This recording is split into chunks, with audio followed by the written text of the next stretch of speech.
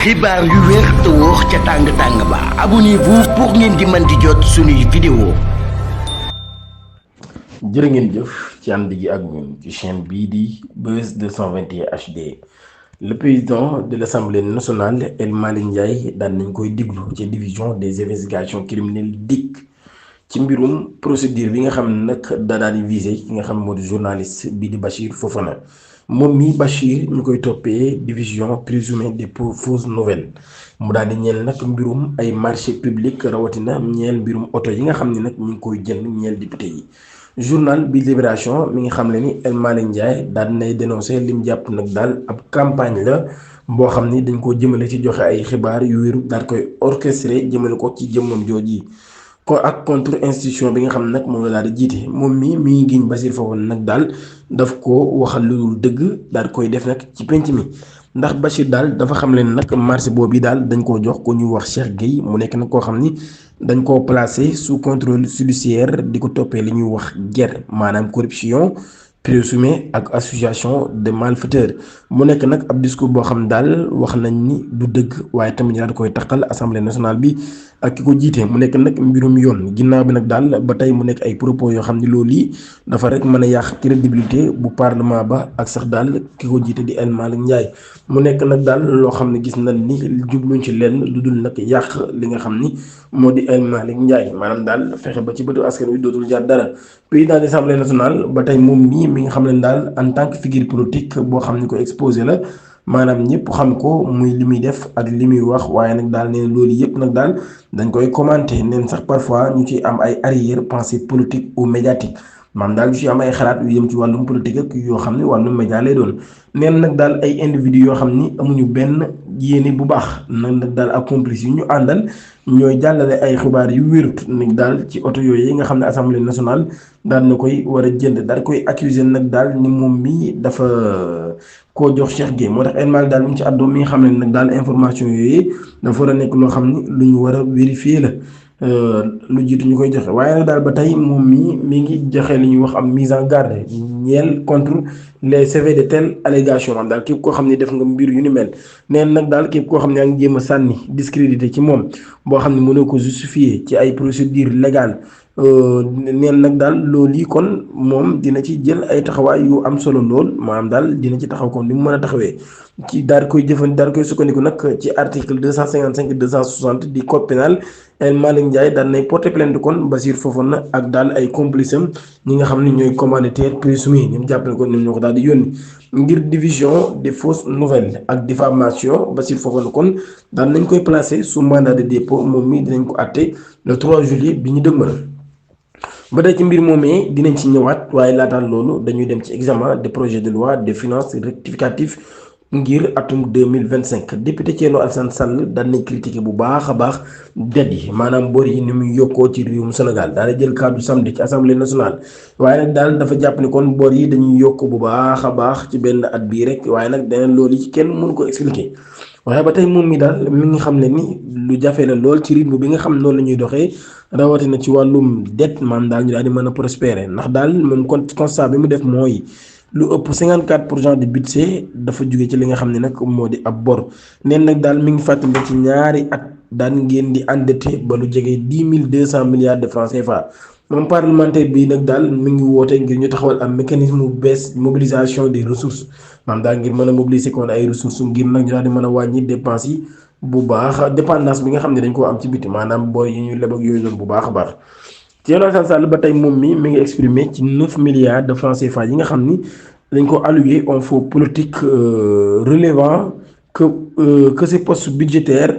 a été farouchement fustigé moom mi par régime bi nga xam ne nag ñoom ñoo fi nekk jamono ji daal nee na loolu yi dañ ko yàgg fustigé kon loolu yi muy laaj ana lan moo tax ñu daal koy daal ñu daal continuer di yor boobu le budget ba tey waaye ba tey moom mii nag daal nee na jamono bi ñu nekkee ci opposition bi kon dañu ko doon fustigé bu baax a baax neen nag désormais dañ ko réorienté dañ ko war a réorienté maanaam daal orienté waat ko jëmale ko nag ci ay priorités yoo xam ni moo gën a urgent te ak fàttali nag daal loi de finances rectificative bi loolu yi dafa jëm ci mbir boo xam ne gouvernement bi daf koo taxawal ngir nag ñu daal di mën a gën a ñoŋalaat li nga xam ne moo di budget initial bi nga xam ne daan nañ ko voté woon ngir bu fekkee dañu dem ba gis ni déséquilibre daan nay am wala sax ñu am ay imprévu loolu moo tax ñuy def lu ni mel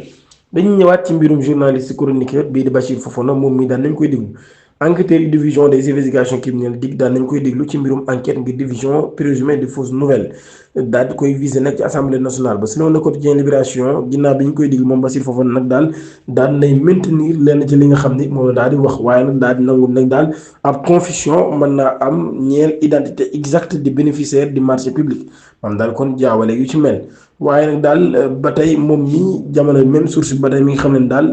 ki nga xam ne moo di journaliste bi daal dina cité turu Cheikh Gueye ak Cheikh Seck comme ñaar ñoo xam ne nag daal ay attributaires potentiels lañ ci marché boobu waaye nag daal nay préciser nag daal ginnaaw ba nag daal nay déclarer ne information yooyu information la ñu war a vérifier ba xam nañ koy confirmer wala déet neen nag daal di xam ne bu amee yeneen information kon yoo xam du dëgg dinañ ko mën a corriger waaye après ay déclaration nag daal nee na dafa jot ay information daal di xam ne am na ab confusion ci attributaire ci marché boobee neen nag daal bu fekkee information boobu du dëgg dinaa am humilité wu nee na loolu la waxoon maanaam daal dinaa am kon daal lu toll ni ñëwaat taxaw daal di xam maa ngi jégalu man waa juumoon.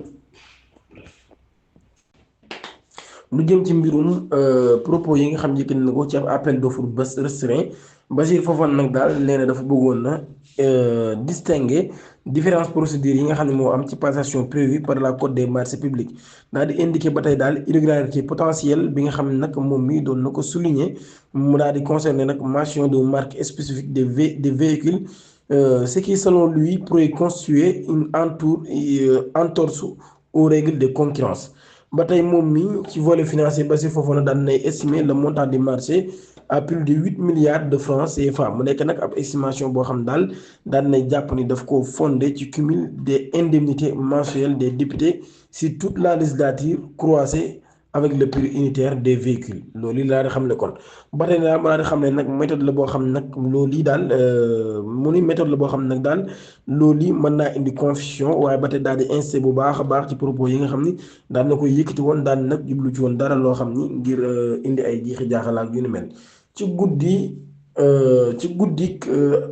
àllarba 24 jàpp mercredi 25 juin 2025 brigade portuaire des douanes de Ziguinchor daan nay réaliser ab important saisie de billets noirs maanaam daal nay nangu kon ay billets noirs yu bëree bëri maanaam ay faux billets lu toll ci 1 milliard 100 millions de francs CFA opération bi nag ñu ngi ko amaloon ak précision ak discrétion mu daal di amoon ba 23h jotee ca quartier Kajoor loolu yi nag daal suuf yu jege mbir mi loolu ñi nga xam ne ni ginnaaw ab exploitation d'un renseignement fiable maanaam daal ab renseignement bu ñu jot. mu nekk lu fiable loolu moom lañu exploité ñoom doyen yi nag daal di monter ab opération de surveillance filature ginnaaw information yi nga xam daal nañ koy am nag daal ci ginnaaw ba ab projet de lavage la ñooñee amoon ginnaaw ba nag muy billet noir yi nga xam moom lañu yoroon daal koy naroon yóbbu sax ci ak kër gu nekk foofee ca ville ba waaye nag fan leen éléments yi daal di fekkoon daal leen di jàpp mu nekk nag ay billet noir yu bari lool yoo xam ne toll ci 17 500 billets noirs loolu nag ñu daal di koy nangu loolu nag daal toll ci 1 milliard 100 millions de francs CFA maanaam mu nekk xaalis bu bari lool waaye nag loolu yi ba tey nekkoon ay billets yoo xam ne sax maanaam dollar américain la maanaam par ay $100 500 billets $100 américain daan na ci amoon ak 500 euros ba tey yooyu yëpp daan na ci amoon kon 500 billets 500 euros ak 17000 billets $100 mu nekk nag xaalis bu bari loolu ñu évalué ko ci 1 milliard 122 millions 789 francs CFA ci intervention boobee daan nañ ci jàpp ñeenti nit ñoo xam ne jamono ji ñëpp ñu ngi en garde à vue ñu ngi am nag kon ab enquête boo xam ne tëj nañ ko ci ñoom ngir daal nag mën a leeral identifié wu maanaam identifié bu baax a baax maanaam ñi nga xam ne ñoom lañ jàpp ni ñooy seen ay complices waaye tamit daal démantelé ab réseau boo xam ne jàpp nañ daal ñoom ñi moom lañ yor. dañ koy daanelee ci xibaar bu tiis bu métti lool bi nga xam ne wàcc na ci suñu kaw démb daal ci kaw réewum Sénégal ki nga xam ne nag moo di Ousmane Ndaw nekkoon directeur des investissements et des aménagements touristiques ci ministère du tourisme loolu nag daal ci ab accident bu métti lool bu amoon démb ci ajuma gi 27 juin ginnaaw accident boobee nekk ab accident de circulation ca yoonu Daara moom mii nag daal ginnaaw ba ay gaañu-gaañu yu métti yu mu ci amoon noonu dafa daal di jaaree daal di ñàkk bakkanam ci ab déclaration boo xam ni daal nañ koy publier ci page Facebook bu ministre bi nag daal moom ministre bi mi ngi ñaanal bu baax a baax ki nga xam ne moo gàdd génn àdduna daal di xam ne nag daal nit ku loyal la woon waaye nit tam la koo xam ne daal maanaam ku lépp jaraloon la ngir nag mu daal di àggale ab mission am ñeer réewum Sénégal maanaam daal kon ku doon liggéey la ngir lu jëm ci wàllum développement du tourisme et de l'arsenal national Ousmane daan nay tombé ci ab mission noonu la ko daal di bindee mu nekk nit koo xam ne nit ku xamoon li ko war la waaye nit ku fidèloon la ci engagement bi nga xam ne am na ko waaye ngir développement wu secteur bi nga xam ne ci la nekkoon mu nekk nag ab départ bu métti lool waaye tamit ñu nekk nag ñu ñàkk koo xam ni mënuñoo natt sax ni mu tolloon leen nag daal ñun ministère bee daal ak administration publique bi yëpp daal ak ñëpp ñoo xam ne am nañ privilège rek travail ak ci wetam ñoom ñi ñëpp kon ñu daal def boobu la déclaration accident bi kon daal ginnaaw ba ay gaañu-gaañu yu métti daan na ci jógee ci ay nit yu bari ñoo xam ne ñoom ñi ñëpp daal jamono ji ci délégation boobu la ñu bokkoon daa ciy jëlee ay gaañu-gaañu yu métti kon dinañ jox dig daje ba ëllëg incha allah di ñaan sa borom jégal ko te xaaree ko aljana di ñaan ngeen abonné suñu chaîne activé cloche notification bi pour bañ a rater suñu yeneen vidéo jërë ngeen jëf